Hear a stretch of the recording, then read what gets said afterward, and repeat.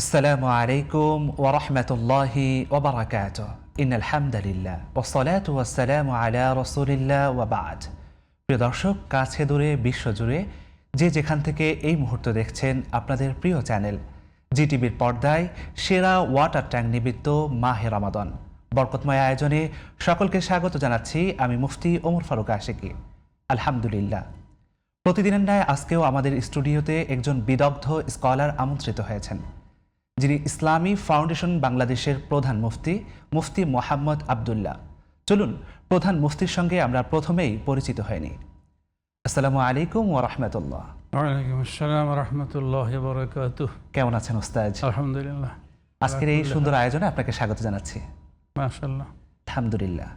প্রিয় দর্শক, আলহামদুলিল্লাহ, আল্লাহ তাআলা আমাদেরকে রমাদানুল কারীমের মধ্যে রেখেছেন। আল্লাহ তাআলার অনন্য বিধানগুলোর মধ্য থেকে দুটি বিধান হলো অর্থের সাথে সম্পৃক্ত, যেটি যাকাত ও সাদাকা। এই দুটি বিধানের পালনের ক্ষেত্রে আমাদের কোন বিষয়টি লক্ষ্য রাখতে হবে, কেমন করে তার বিধানগুলো আদায় করতে হবে, সেই বিষয়টি সম্পর্কে আজকে আমরা জানব। তবে জানবার আগে আপনাদেরকে একটি বিষয় জানিয়ে রাখি, আপনারাও আমাদের সঙ্গে যুক্ত হতে পারেন স্ক্রিনে প্রদর্শিত নাম্বারে। ফোন কলের মাধ্যমে আপনি যে কোনো প্রশ্ন আমাদেরকে জানাতে পারেন এবং আপনার সমাধানটি আমরা দিয়ে থাকব ইনশাআল্লাহ। চলে যাচ্ছি আমাদের প্রধান মুফতির কাছে, যিনি আমাদেরকে জানাবেন যাকাত এবং সাদাকার বিধান সম্পর্কে। জি মোহতারাম, আপনি আমাদেরকে জানাবেন যে যাকাত এবং সাদাকার বিধান সম্পর্কে। বিসমিল্লাহির রহমানির রহিম। আলহামদুলিল্লাহ রাব্বিল আলামিন ওয়াসসালাতু ওয়াসসালামু আলা রাসূলিল কারীম, আম্মা বা'দ। যাকাত এবং সাদাকাত।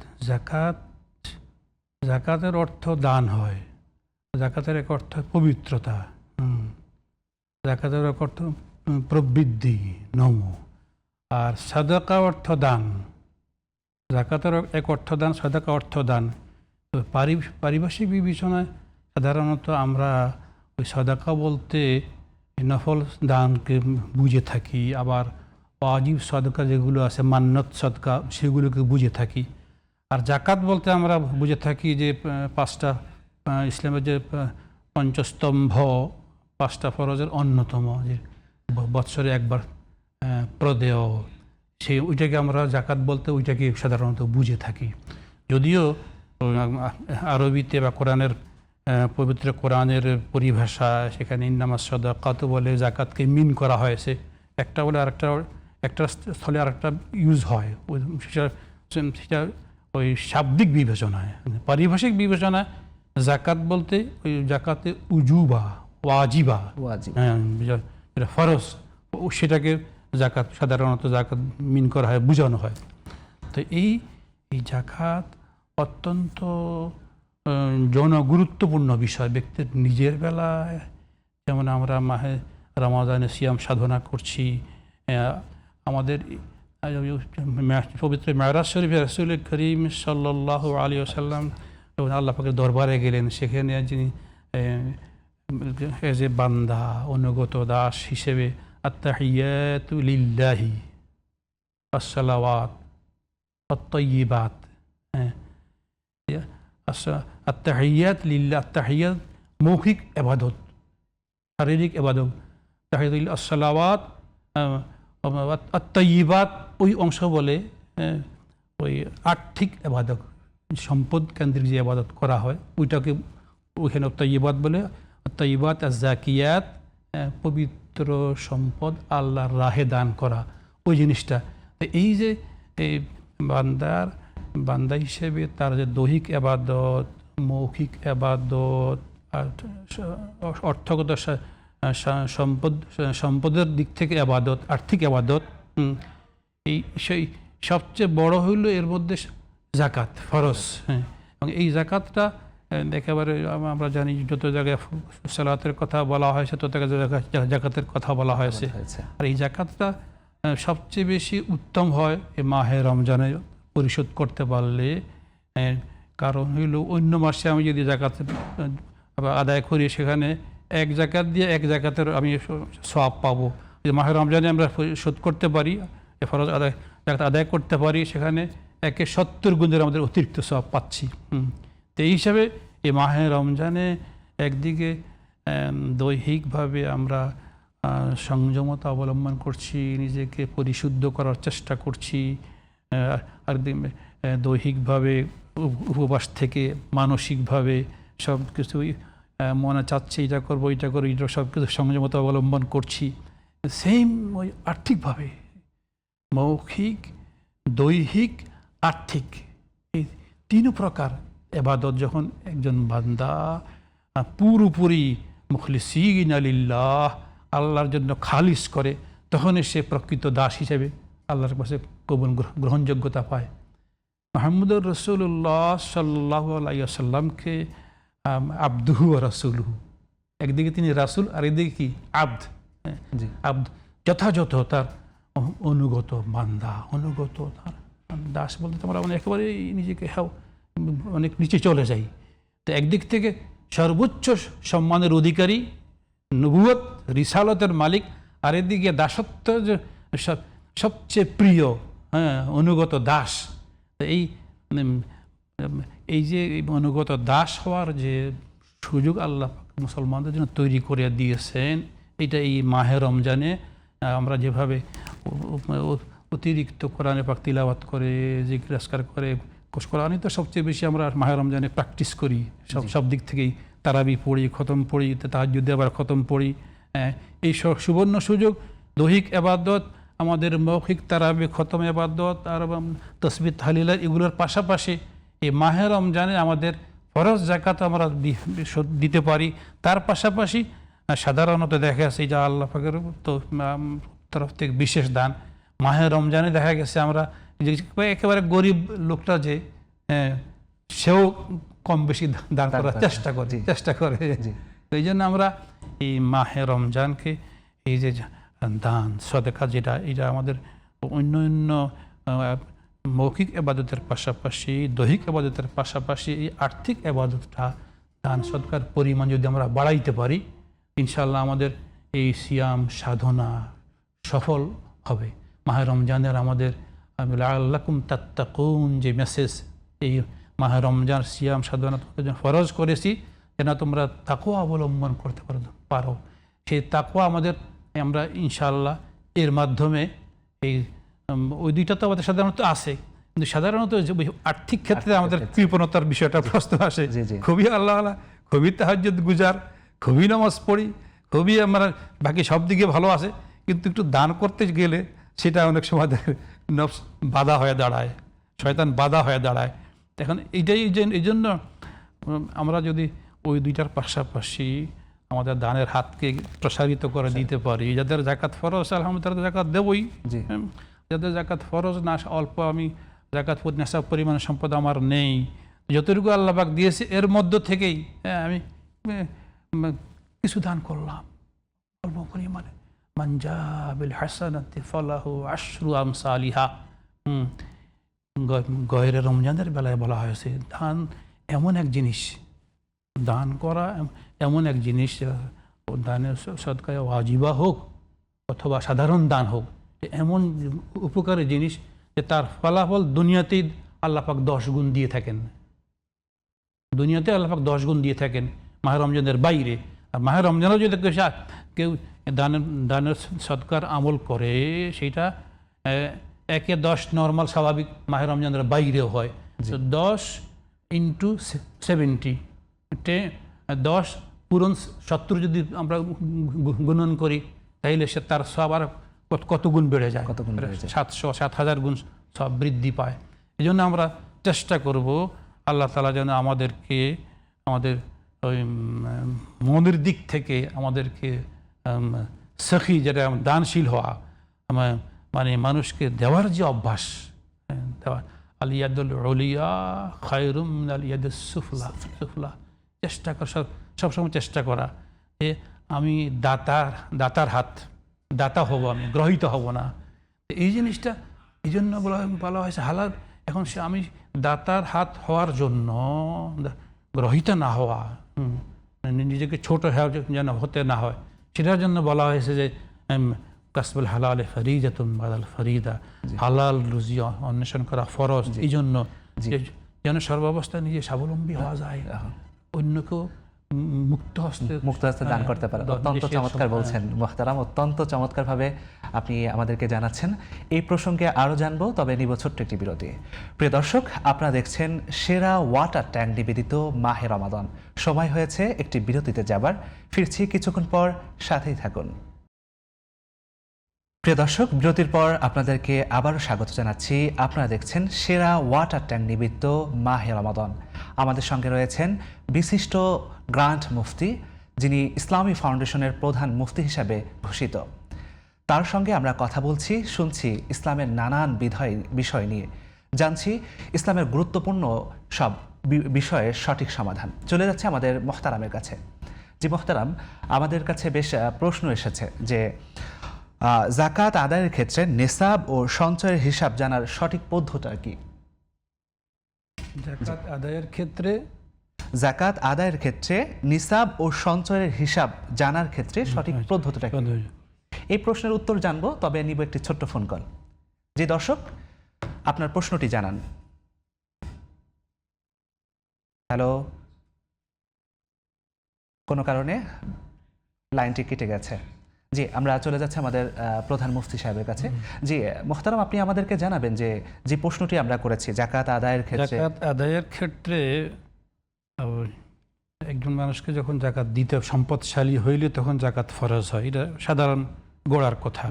জি, সম্পদ কতটুকু ওইটুকু বোঝানোর জন্য বলা হয় সাহেবে নেশাব বা নেশাব পরিমাণ। শুধু সম্পদ হইলে হবে না, ওই সম্পদটা এই পরিমাণ হওয়া লাগবে যেটা ওই ব্যক্তির তার নিজের খরচপাতি, পারিবারিক, সাংসারিক সব দৈনন্দিন জীবন যা প্রয়োজন হয়, সব প্রয়োজন মেটানোর পরেও দেখা গেছে তার কাছে এই পরিমাণ সম্পদ আছে। এই পরিমাণ সম্পদ বলতে কি পরিমাণ সেটা আমি বলছি, যদি সোনা রূপা হয় তাইলে সেটা আগের হিসাব মতে 7.5 বড়ি, 7.5 বড়ি, বা আগের বড়ি ছিল 12 গ্রামে বড়ি বা তোলা, বর্তমানে চলতেছে বাজারে 10 গ্রামের বড়ি তোলা। সেই হিসাবে আগের হিসাব ঠিক থাকছে না। বর্তমানে আমরা যদি ওইভাবে বলি, ওয়াজ করি, মানুষ বিভ্রান্ত হয়ে যাবে। আমাদের বলা দরকার 8 ভরি 7 গ্রাম, 360 মিলিগ্রাম। আবার এটাকে ওই আরও সহজ করে বলা যায় যে 88 গ্রাম। 87 গ্রামের হচ্ছে একটু বেশি। 88 গ্রাম স্বর্ণ, যদি স্বর্ণের মালিক যদি শুধু সোনার মালিক হই, সেক্ষেত্রে যদি আমি রূপার মালিক হই, সেক্ষেত্রে আগের হিসাব অনুযায়ী 52.5 তোলা রূপা। তো 52.5 তোলা রূপা, ওই যে পার্থক্য হয়ে গেছে। আগে ছিল 12 গ্রামের রূপা, এখন বাজারে চলছে 10 গ্রামের রূপা। সেই হিসেবে এখন সেই 52.5 থাকছে না সেটা। সুতরাং আধুনিক হিসাব অনুযায়ী সহজ ব্যাপার হইল, জনগণ যাতে বুঝতে সুবিধা হয়। 613 গ্রাম, 613 গ্রাম রূপা আমি মালিক, আমার মালিকানা আছে। দুইটা, একটা হলো স্বর্ণের নেশাব, একটা হলো রূপার নেশাব। এখন যে ক্ষেত্রে আমার কাছে স্বর্ণও নাই, রূপাও নাই, কিন্তু নগদ টাকা আছে, ব্যবসায়িক পণ্য আছে, সেক্ষেত্রে একজন মুসলমান সে সাহেবে নেশাব হয়েছে, সেটা ধর্তব্য হবে কখন? কিন্তু সেটা ধর্তব্য হবে কিন্তু ওই যে রূপার নেশাব, যেটা রূপার নেশাবের যে বাজারের মূল্যমান আছে, বাজারের 613 গ্রাম অথবা 52.5 তোলা যে আগের হিসাবের এই রূপার বাজার দর কত আছে? বাজার দর আছে বর্তমানে, মনে করেন কয়েকদিন আগে আমরা শুনেছিলাম ফিতরা নির্ধারণের সময় 2600 টাকা, এই ধরনের কথা শুনেছে। 1 তোলা হলো 2600। তো সেই হিসাবে 2000 দড়ি তাইলে প্রায় 1 লাখের উপরে, 1,10,000 বা 1,15,000। 1,10,000 বা 1,15,000 একটা সাধারণ আইডিয়া, ধারণা আর কি। একজন মুসলমানের কাছে, সাবালক মুসলমান, তার সারা বৎসরের তার খরচপাতি খরচপাতি বাদ দিয়েও এই তথ্য আমরা জানবো। তবে আমরা একটা ছোট্ট ফোন কল নিচ্ছি। আচ্ছা, হ্যালো, আপনি আপনার প্রশ্নটি জানান প্রিয় দর্শক। আসসালামু আলাইকুম, আমি সিরাজগঞ্জ থেকে বলছিলাম। আমার প্রশ্ন হচ্ছে যে আমার অজানা কোনো সম্পদ যদি থেকে থাকে, তাহলে সেই সম্পদের যাকাত আমাকে দিতে হবে কিনা? আপনি আবার আপনার প্রশ্নটি রিপিট করুন। অজানা সম্পত্তি, আমার যদি অজানা কোনো সম্পত্তি থেকে থাকে, তাহলে সেই সম্পদের যাকাত আমাকে দিতে হবে কিনা? আচ্ছা, সাথে থাকুন, আমাদের স্কলার আপনার প্রশ্ন দিবেন। জি, আপনি আমাদের সঙ্গেই থাকুন প্রিয় দর্শক, আপনার গুরুত্বপূর্ণ প্রশ্নের সঠিক উত্তর পাবেন আমাদের স্কলারের থেকে। জি প্রিয় স্কলার, আপনি যেমনটি বলছিলেন, উনি ওনার প্রশ্ন থেকে আপনি কি বুঝতে পেরেছেন? অজানা সম্পদ, অজানা অজানা সম্পদ মানে আমার সম্পদ আছে আমি জানি না। জানে না যে আমার সম্পদ আছে, কিন্তু এখন আমাকে জাকাত দিতে হবে কিনা।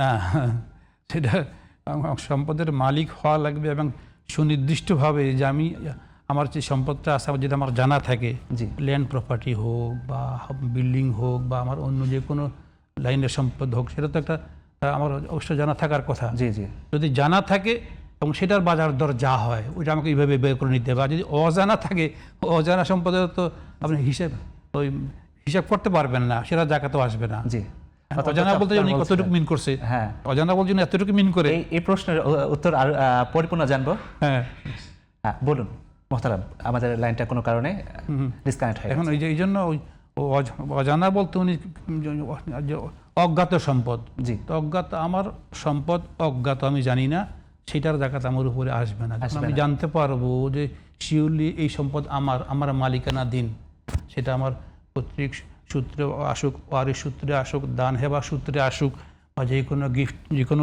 ভাবে আসুক, তখন আমি জানবো, কনফার্ম হবো যে এই পরিমাণ সম্পদ এখন আমার মালিকানাধীন হয়েছে, কবদ জি হস্তগত হয়েছে, তখন সেটা আমার উপরে আইনত জি ফরজ হবে। জি, এর আগে ফরজ হবে না। অত্যন্ত চমৎকারভাবে উত্তরটা দিয়েছেন। আমাদের আরেকজন দর্শক আমাদের ফোন কলে আছে। প্রিয় দর্শক, আপনি আপনার প্রশ্নটি করুন। হ্যালো, আসসালামু আলাইকুম। ওয়ালাইকুম আসসালাম ওয়া রাহমাতুল্লাহ। জি হুজুর, জি আপনার প্রশ্ন করুন। আমার একটা প্রশ্ন হুজুর, জাকাত সম্বন্ধে। জি আমার থেকে একটু টাকা ধার নিত, টাকা দিতেছে না, ওই টাকাতে কি জাকাত দিতে পারবো হুজুর? যখন টাকা দিতে হবে কিনা, আপনি আবার প্রশ্ন করুন, বিষয়টি আরেকটু ক্লিয়ার করুন। প্রশ্নটা হচ্ছে হুজুর, আমার জি। থেকে একটু টাকা ধার নিয়েছিল, জি টাকাটা দিতেছে না, আজকে প্রায় 2 বছর হয়ে গেছে। জি ওই টাকা এখন ওই টাকাটা হচ্ছে বুঝতে কি পারছি। আমি জাকাতে টাকা দিতে পারবো কিনা? আচ্ছা, ঠিক আছে ঠিক আছে, সাথে থাকুন, আমাদের স্কলার আপনার প্রশ্নের সঠিক উত্তর দিচ্ছে। এইটা জি প্রিয় আমি স্কলার, বুঝতে আমাদের একটা পেরেছি। প্রশ্ন আসছে যে তার হচ্ছে এই ভাই যে ঋণ প্রশ্ন রয়েছে। করেছেন আমি বুঝতে পারছি, এটা অনেকটা জনগুরুত্বপূর্ণ প্রশ্ন বলা জি, যায়। জি। এরকম অনেকে আমাদের টাকার মালিক আছে, সম্পদশালীরা আছে, মিল ফ্যাক্টরির মালিক এরকম অনেকেই আছে। বড় লোকদের মধ্যে এরকম অনেক পাওয়া যায় যে অমুককে 2 লাখ টাকা দিচ্ছে, টাকা সেটা দিচ্ছে না, অমুকে ঋণ কর্জ নিয়েছে, পেড করছে না। হ্যাঁ, তো এইটা হইল ওই ধার দেওয়া টাকা। তো ধার দেওয়া টাকার ক্ষেত্রে সেটা যে পর্যন্ত হাতে না আসবে ওই বছর আমি ওইটা জাকাত হিসাবে আমি ওটাকে যোগ করব না। জি যখন যেই বছর ওটা উসুল হবে, উসুল হওয়ার পরে ওই বছরের আমি হিসাবের মধ্যে সেটা আমার জাকাতের টোটাল সম্পদের মধ্যে ওইটা যোগ করে তখন আমি জাকাত দেব। যে পর্যন্ত হাতে না আসছে ওই পাওনা টাকার, ওই ঋণের টাকার জাকাত দিতে হবে না। অত্যন্ত চমৎকারভাবে আপনি আবার গুরুত্বপূর্ণ প্রশ্নের সঠিক উত্তর দিয়েছেন। আমাদের সঙ্গে আরেকজন দর্শক আছেন, আমরা চলে যাচ্ছি আমাদের দর্শকের কাছে। জি প্রিয় দর্শক, আপনি আপনার গুরুত্বপূর্ণ প্রশ্নের আমাদেরকে জানান। হ্যালো দর্শক, আপনার প্রশ্নটি জানান। হ্যালো, আসসালামু আলাইকুম। ওয়ালাইকুম আসসালাম ওয়া রাহমাতুল্লাহ। জি প্রশ্ন করুন। হ্যালো, আসসালামু আলাইকুম। ওয়ালাইকুম আসসালাম ওয়া রাহমাতুল্লাহ। জি প্রশ্ন করুন। হ্যালো দর্শক, আমি শুনতে পাচ্ছি, আপনি প্রশ্ন করুন। হ্যালো, কোনো কারণে লাইনটি বিচ্ছিন্ন হয়েছে। জি মোহতারাম, আপনি আমাদেরকে আরেকটি প্রশ্ন জানাবেন, প্রশ্নের সঠিক উত্তর জানাবেন। সেটি আমাদেরকে অনলাইনে করা হয়েছে যে সোনা রূপা অলংকারের তো ক্রমশই দাম বেড়ে চলেছে। এখন এই সোনা রূপার অলংকার যদি আমাদের থেকে থাকে, তাহলে আমাদের এই স্বর্ণের এবং রূপার জাকাত দেওয়ার সঠিক পদ্ধতিটা কি? এখানে বেসিক্যালি যে কথাটা স্মরণ রাখতে হবে, জাকাতের ক্ষেত্রে আমি যদি অনলি আমার কাছে স্বর্ণ আছে, সোনা আছে, রূপা নাই, নগদ টাকা নাই, এক ধরনের বিধান। সেখানে সেক্ষেত্রে ওই 88 গ্রাম স্বর্ণ বা সাবেক 12 গ্রামের তোলা হিসেবে 7.5 ভরি, 7.5 তোলা না হওয়া পর্যন্ত 6 ভরি 7 ভরি হয়েছে, 7.5 হয় নাই, আমার উপরে জাকাত আসছে না, ফরজ না। আর এই সম্পদ মানে যা পুরোপুরি ঠিক থাকবে, মাইনাস হবে না। একইভাবে সেম যদি যে ক্ষেত্রে রূপা হয়, শুধু আমার কাছে রূপা আছে, স্বর্ণ নাই, নগদ টাকাও নাই, সেক্ষেত্রে ওই 52 ভরি যে রূপা যে পর্যন্ত না হইছে, 50 ভরি হইল 52 হইল, আমার জাকাত দিতে হবে না, দিতে হবে না। দিতে হবে না। হ্যাঁ, কিন্তু যদি যে ক্ষেত্রে এরকম হয় যে কিছু স্বর্ণ আছে, কিছু রূপা আছে, আবার কিছু নগদ টাকা আছে, সমস্যাটা এখানে হয়। এখন যখন ওই শুধু অনলি রূপা থাকে বা নগদ টাকা ব্যবসায়িক পণ্য থাকে, সেক্ষেত্রে সম্পদের নেশাব যেটা আমরা বলি, জি। যে উনি জাকাত দেবে কিনা, জাকাত দানের যোগ্য হয়েছে কিনা, জি, জি। সাহেবের নেশাব যাকে আরবিতে বলা হয়। এইটা তো ওই যখন রূপার ব্যাপার হয় বা নগদ সম্পদের ব্যাপার হয়, বাড়ি ওই ফ্ল্যাট যেগুলো কমার্শিয়াল হয়, ওগুলোর ক্ষেত্রে সেক্ষেত্রে ওই ধরতে হয় ওই রূপার বিষয়, রূপার নেশাবটা।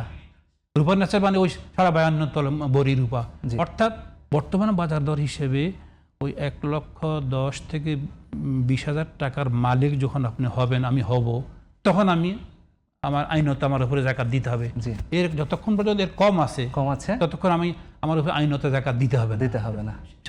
এই জাকাত ফরজ না হওয়ার সত্ত্বেও আমি যেটা দেবো, জি। সেটা হবে সাধারণ সদকা, সাধারণ দানের মধ্যে যাবে, সদকার মধ্যে যাবে, ফরজের মধ্যে থাকবে না। ফরজ হবে শুধু ওই আইনগত। কিন্তু যে ক্ষেত্রে দেখা গেছে আমার স্বর্ণও নাই, সোনাও নাই, রূপাও নাই, নগদ অর্থ আছে, ব্যবসায়িক সম্পদ আছে, জি। সেক্ষেত্রে আমি ধরবো ওই যে 1,10,000 বা 1,20,000 টাকার মোটামুটি আমার সম্পদ আছে, জি। হাতে আছে বা ব্যাংকে আছে, জি। অথবা ব্যবসায়িক পণ্য আছে। তো সেক্ষেত্রে আমার ওইভাবে ওই হিসাবটা ক্যালকুলেট করে দিতে হবে আর কি। দিতে হবে। অত্যন্ত চমৎকারভাবে দিতে আপনি হবে। জানাচ্ছিলেন আমাদের বিষয়গুলোর। আশা করি আমাদের দর্শকরা বুঝেছেন, আর গুরুত্বপূর্ণ সময় দেওয়ার জন্য আপনাকে ধন্যবাদ জানাচ্ছি। প্রিয় দর্শক, আপনারা দেখছিলেন জিটিভির পর্দায় সকলের প্রিয় আয়োজন সেরা ওয়াটার ট্যাঙ্ক নিবেদিত মাহে রমাদান। সময় হয়েছে বিদায় নেওয়ার। বিদায় নিচ্ছি, তবে বিদায় লগ্নে একটি কথা জানিয়ে যায়, চলছে রমাদান, তাই এই রমাদানে যেন আমরা আমাদের সময়টাকে আল্লাহর রাহে কাটাতে পারি। আল্লাহ তাআলা আমাদের প্রত্যেককে তৌফিক দান করুন। হাদা মা ইনদি ওয়াল ইলমু ইনদাল্লাহ। আসসালামু আলাইকুম ওয়া রাহমাতুল্লাহ।